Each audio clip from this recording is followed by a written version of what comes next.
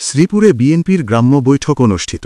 গাজীপুরে শ্রীপুর উপজেলার গাজীপুর ইউনিয়নের নগর হাওলা গ্রামে দুর্নীতিমুক্ত, সন্ত্রাসমুক্ত, মাদকমুক্ত, বৈষম্যহীন মানবিক বাংলাদেশ প্রতিষ্ঠা শুরু হোক গ্রাম থেকেই, এই স্লোগানকে সামনে রেখে গাজীপুর ইউনিয়নের ৪ নং ওয়ার্ড বিএনপির আহ্বায়ক মোজাম্মেল হক সরকারের নিজ উদ্যোগে এক গ্রাম্য বৈঠক অনুষ্ঠিত হয়েছে।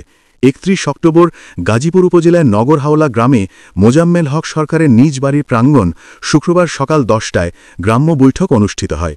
বৈঠকের মূল উদ্দেশ্য ছিল গ্রামীণ খেটে খাওয়া মানুষ ও স্থানীয় জনগণের সমস্যাগুলি চিহ্নিত করা এবং সেগুলির সমাধানে করণীয় নির্ধারণ করা। গাজীপুর ইউনিয়ন বিএনপির আহ্বায়ক এনামুল হক মনির সভাপতিত্বে ও ইউনিয়ন বিএনপির সদস্য সচিব অ্যাডভোকেট ধবির আহমদের সঞ্চালনায় বৈঠকে প্রধান অতিথি হিসেবে উপস্থিত ছিলেন বিএনপির কেন্দ্রীয় কমিটির সহ স্বাস্থ্য বিষয়ক সম্পাদক অধ্যাপক ডাক্তার এস.এম. রফিকুল ইসলাম বাচ্চু। অনুষ্ঠানে আরও বক্তব্য রাখেন শ্রীপুর উপজেলা বিএনপির সদস্য সচিব খায়রুল কবির আজাদ মণ্ডল, উপজেলা বিএনপির যুগ্ম আহ্বায়ক মোসলেম উদ্দিন মৃধা, গাজীপুর ইউনিয়ন ছাত্রদলের সভাপতি তানভীর আহমেদ মিশু, বিএনপি ও অঙ্গ সংগঠনের নেতৃবৃন্দ।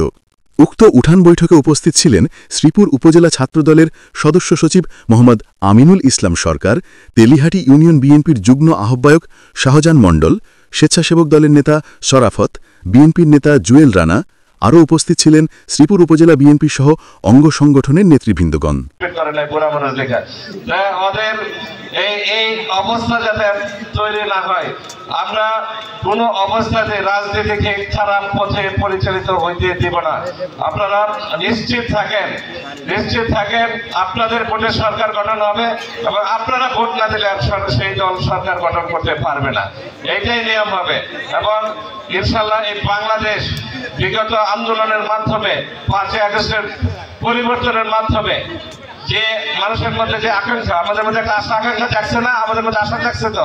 পাশে আসা আপনাদের মধ্যে, আমাদের মধ্যে, সবার মধ্যে একটা আশা আকাঙ্ক্ষা তৈরি হয়েছে এবং সেই আশা আকাঙ্ক্ষা যাতে আগামী দিনে পূরণ না হয়, সেই আশা আকাঙ্ক্ষার প্রতি যাতে